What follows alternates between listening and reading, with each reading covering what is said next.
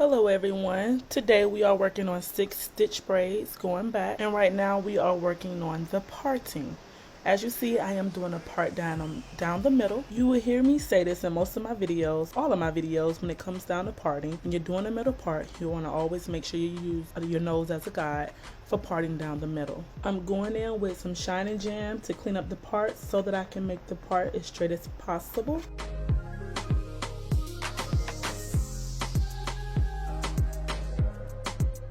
In the back of your head, at the nape, make sure that it is going directly down the middle as well, because you know that the front is much wider than the back.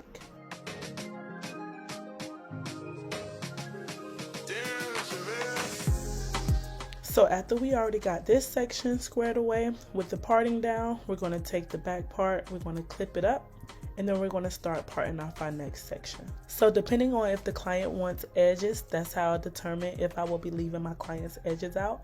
They normally tell me, or I'll just ask, because some clients don't want edges and some clients do. Some clients want a lot. In this particular case, she wants some edges. She does not want a lot of edges left out. But the first braid, I take those edges in, so you'll see when I'm molding my first part in the front that I will put those edges in for my first braid in the center. Then I'm going into my next part, so I'm going to split that into 2 equal sections to make sure, and then you can double check before you continue your parting to make sure those parts are straight.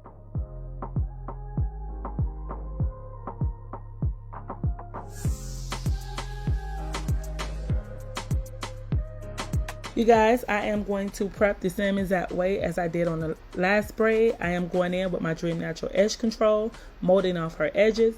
I do not use, most of the time I do not use edge wax for the edges. I'm always using the edge control. Then I'm going to go in and mold the back area with my edge wax. And then you already know I gotta have my Shine and Jam. All 3 products are always being used when I am braiding.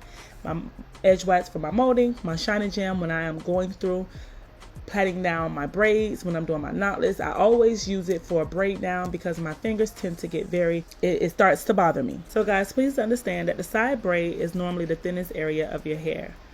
That braid is going to need more braiding hair added inside of this braid. Remember, the middle is the thickest area, the thickest section of your head. The corner braid is normally going to be your thinnest area. I don't care how thick their hair is, even if it's thick on the side, it's still probably going to need a little bit more hair added than you would add in the middle. I want to match my corner braid with my other 2 braids, so I'm going to add enough in to where it's going to start to match the other braid.